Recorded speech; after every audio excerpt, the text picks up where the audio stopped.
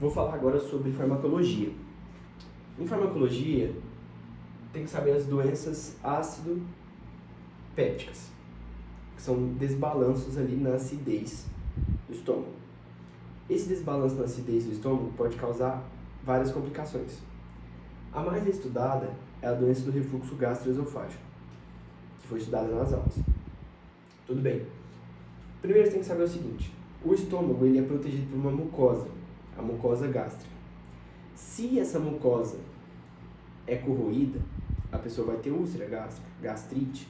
Então tem que ter um controle da acidez no estômago. E essa acidez no estômago ela não pode voltar para o esôfago. Porque, a gente vai ver aqui mais pra frente, que o epitélio do estômago é diferente do epitélio do esôfago.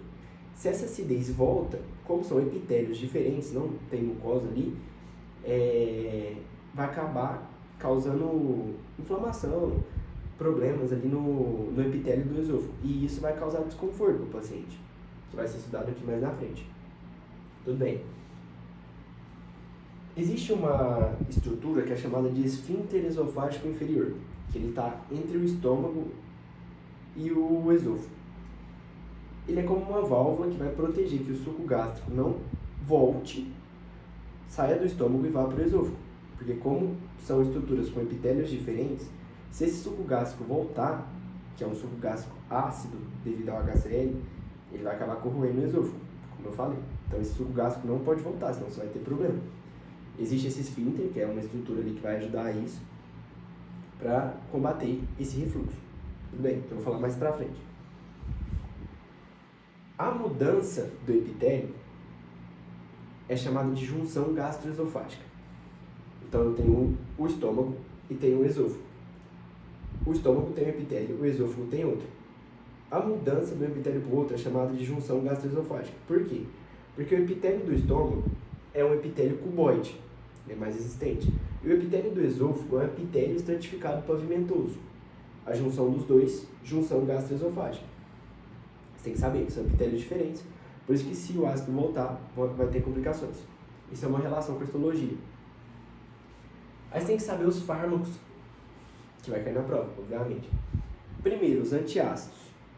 Quando você tem um desbalanço ali na produção da acidez do estômago, você vai desenvolver ali uma azia, né, uma complicação. Então, normalmente você vai tomar antiácido. Qual que é o mais famoso? Os mais famosos, que ela comentou. Temos o hidróxido de magnésio e de alumínio e temos o bicarbonato de sódio. Esses medicamentos eles são básicos. Então, eles vão reagir com a acidez do estômago e vai neutralizar. Vai diminuir ali sua azia. Essa é a atuação deles. Só que existe uma complicação. Se você tomar antiácido, às vezes você pode ter constipação intestinal. Você vai ter uma constipação, você vai ter uma dificuldade ali, um retardo ali para defecar. Então esse é meio que o efeito adverso ali do uso de antiácido, que cai na prova. Os antagonistas dos receptores de H2.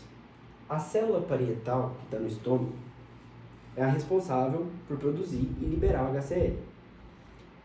Essa célula parietal, ela tem um receptor de histamina, receptor 2 de histamina, então receptor H2. Esse receptor de histamina, quando ele é ativado, ele vai provocar uma série de reações que vai fazer com que libere o suco gástrico. Esse tipo de medicamento, ele vai ser um antagonista do receptor, então ele vai inibir o receptor. Ao inibir o receptor, a célula não vai liberar mais HCl. Não liberando mais HCl, vai diminuir a acidez. É para isso que você está tomando o remédio. Quais que são esses medicamentos? Cimetidina e ranitidina. Foi os que elas mais falou. Foi o Zina, né? Que termina em Ina. Tudo bem. Aí existem os inibidores da bomba de prótons, que são chamados de IBPs.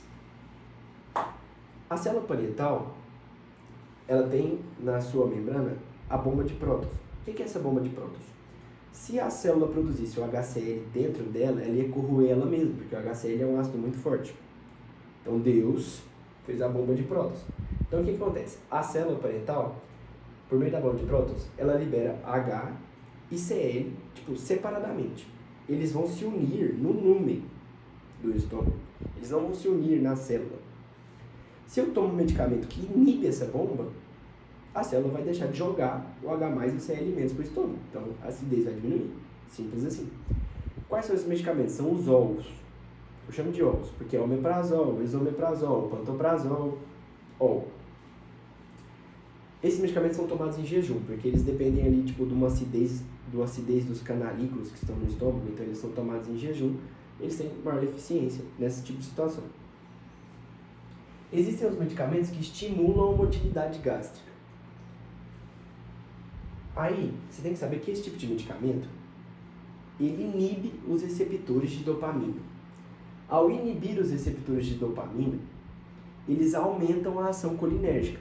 E o que é a ação colinérgica? Sistema nervoso parasimpático, libera acetilcolina. A acetilcolina por exemplo, noradrenalina é luta ou fuga. Você não vai fazer digestão e luta ou fuga. A acetilcolina está relaxada, está tranquilo. Então você pode fazer digestão. Ao liberar a acetilcolina, você vai aumentar a motilidade para fazer digestão. Basicamente é isso. Doença do refluxo gastroesofágico, que é o caso clínico que ela cobrou, o que mais caiu e tudo mais. Quais são os sintomas? Azia, porque você vai ter uma queimação aqui no externo, né? Uma queimação no externo superior, porque o conteúdo do estômago está indo para o esôfago. Como são epitélios diferentes, vai causar essa queimação, essa corrosão, que é chamada de pirose, o termo técnico certo ali para ser usado. É muito importante estudar refluxo porque a dor é na mesma região do infarto. Só que o que diferencia a dor do infarto? Ela é como se fosse um peso, e a dor do refluxo é como se fosse uma queimação, né? E a dor do infarto ela é mais intensa do que a dor do refluxo, e a dor do refluxo ela é mais permanente no caso. Outro sintoma, regurgitação. Vai estar voltando o conteúdo, então você vai estar regurgitando, porque vai voltar aqui aquela acidez, assim, aquele gosto ruim na boca, porque está voltando o ácido do estômago para o esôfago. Por que isso está acontecendo? Pode ser porque o esfíncter esofágico inferior perdeu a tonicidade, perdeu a capacidade de impedir que volte. Então você vai ter que tomar um medicamento para aumentar a tonicidade do esfíncter. Mas pode ser também que a pessoa tenha um hiato, uma hérnia de hiato, que é quando o estômago ele desloca em direção ao diafragma. E aí ele vai passar no hiato esofágico. Aí ele vai se tornar contraído. Então você tem uma hérnia de hiato, você pode desenvolver refluxo. Entendeu? Uma correlação. E você vai ter disfagia também, que é uma dificuldade de engolir. Quais são as relações? Obesidade. Por quê? Quando você está obeso, você aumenta a pressão intraabdominal, vai facilitar com que volte aquele líquido ali por meio passando pelo esfíncter esofágico inferior. Tabagismo. Quando você fuma, você vai diminuir a tonicidade do esfíncter, então ele vai perder a capacidade de contrair direito, vai voltar refluxo. Tosse seca. Se você tem refluxo, vai voltar a acidez. Essa acidez vai corroer as células, né, do epitélio do esôfago, que não tem uma proteção. E isso vai gerar irritação. A irritação vai fazer com que você tosse. Tudo bem. Alterações. Hiperplasia, porque as células do esôfago ali vão estar sendo corroídas, né? Vão estar sendo pelo HCl, então elas vão fazer ali a hiperplasia como uma forma de resistência. Erosões e úlceras, por quê? Porque corroeu, vai formar erosão, como se fosse um buraco. E metaplasia de Barrett. O que é isso? Metaplasia de Barrett é uma condição pré-maligna, ela pode vir a se transformar em um câncer. A metaplasia de Barrett é uma mudança no epitélio. Como o esôfago tem um epitélio estratificado pavimentoso, só que ele está lidando com a acidez que ele não devia lidar, ele se modifica, ele começa a queratinizar. Isso é metaplasia, como se fosse um tecido de resistência. Só que essa modificação pode se tornar cancerosa. E o diagnóstico é feito por endoscopia digestiva alta. Então é isso que você tem que saber de farmacologia, os medicamentos e o refluxo, da parte de gastro, né?